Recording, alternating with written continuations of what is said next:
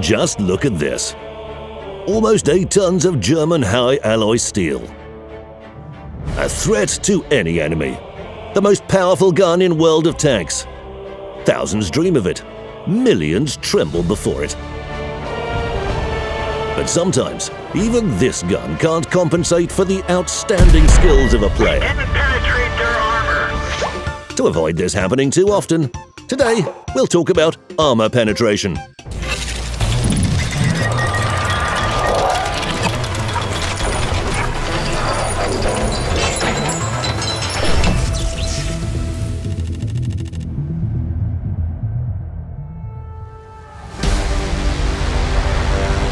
Any gun has a standard set of characteristics: damage, accuracy, aiming time, and rate of fire.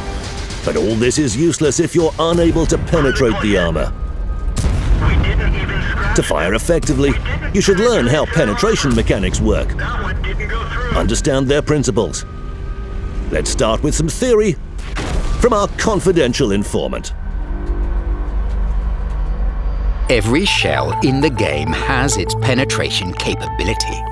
The documentation specifies its average value when firing from 100 meters.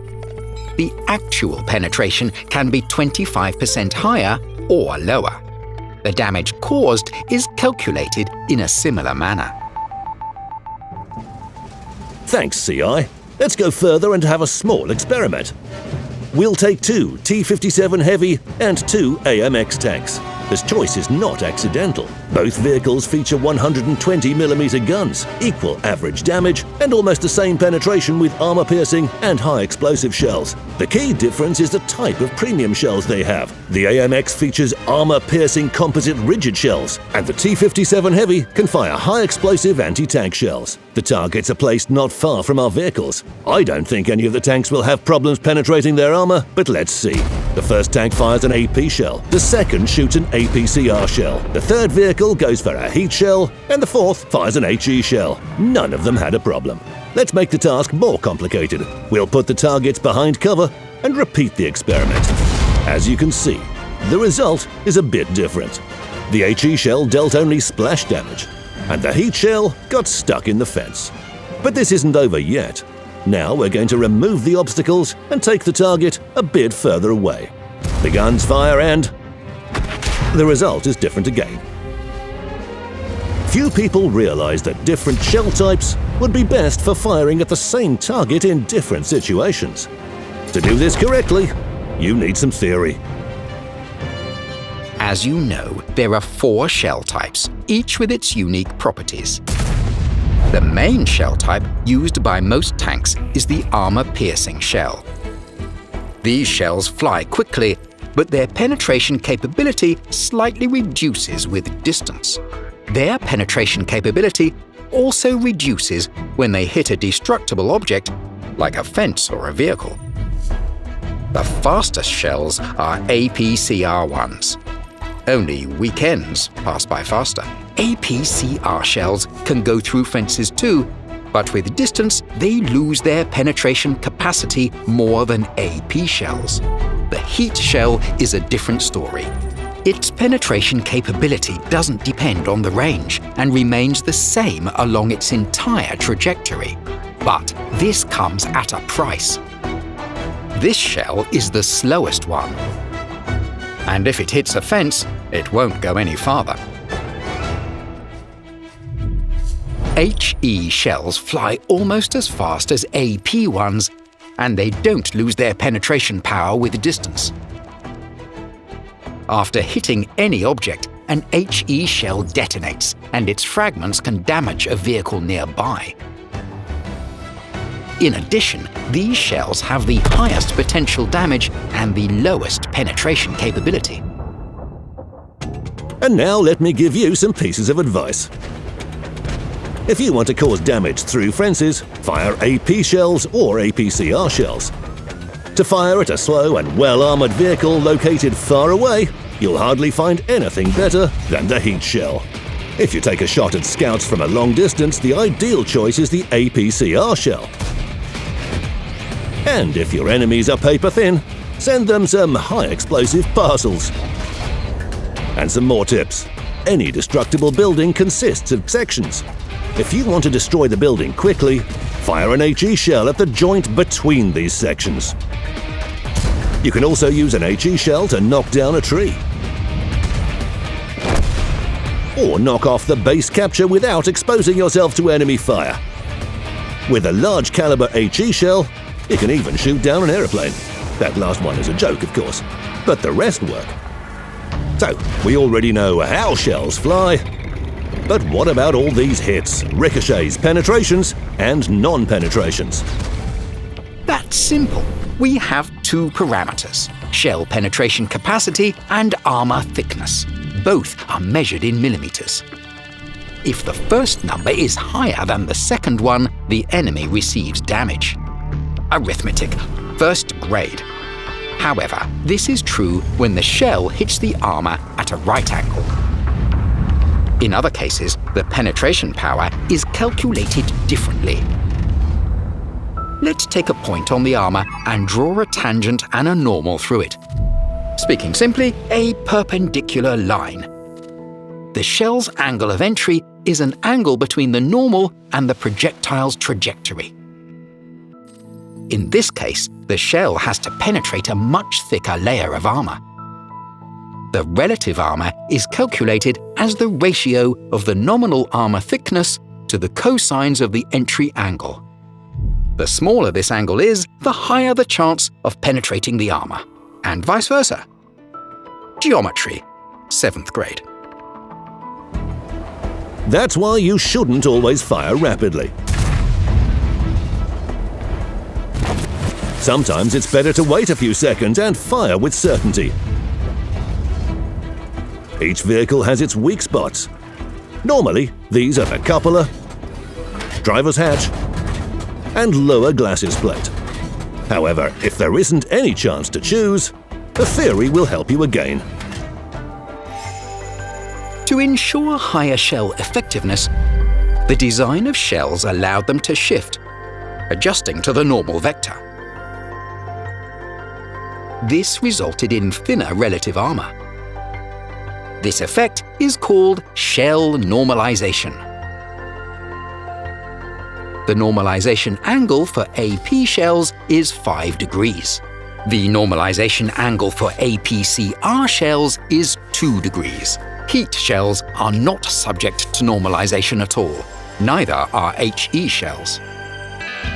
That's how it looks in practice. The armor plate thickness is 38 millimeters. The shell's entry angle is 60 degrees.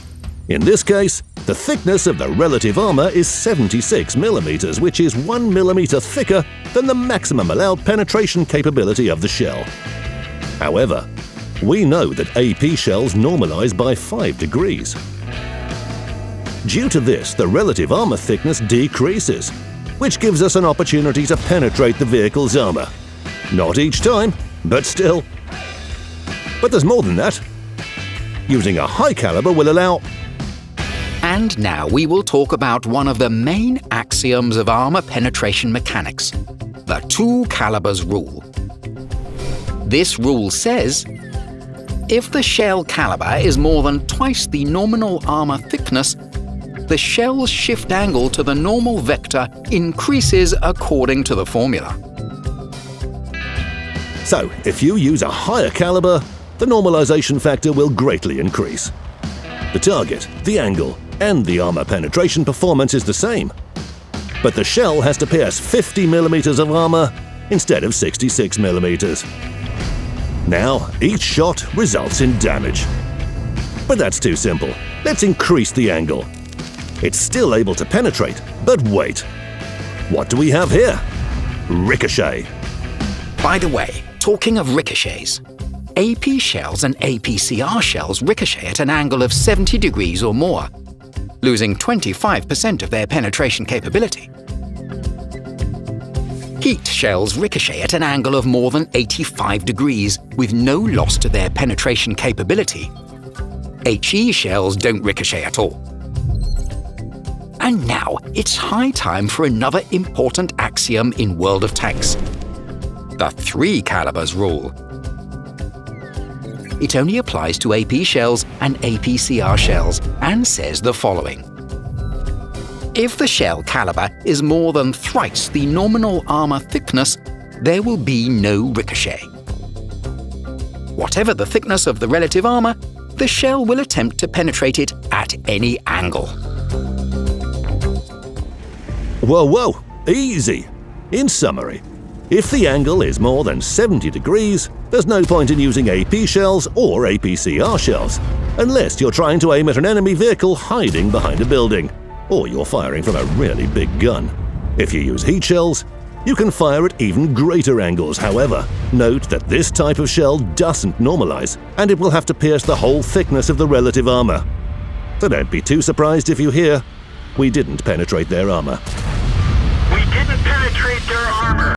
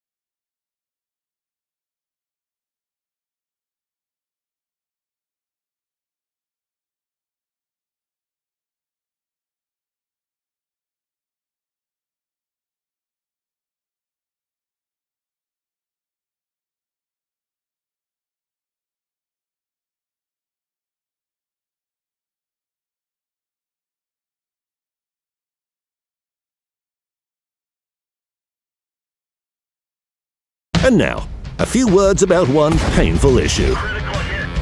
This doesn't happen very often, but every time it does, players get frustrated. This message should be familiar to every tanker. It's played when a shell penetrates the screen, but doesn't hit the tank's main armor. And if a shell penetrates the screen, then hits the main armor, but fails to penetrate it, the player hears, We didn't penetrate their armor. You can also hear this message when firing at any external module. Critical hit. Each gun, track, and piece of optical equipment has its own armor thickness. When a shell hits these elements, it doesn't rebound and has to pierce through their armor. After this, if the projectile doesn't hit the main armor, the player hears, critical hit.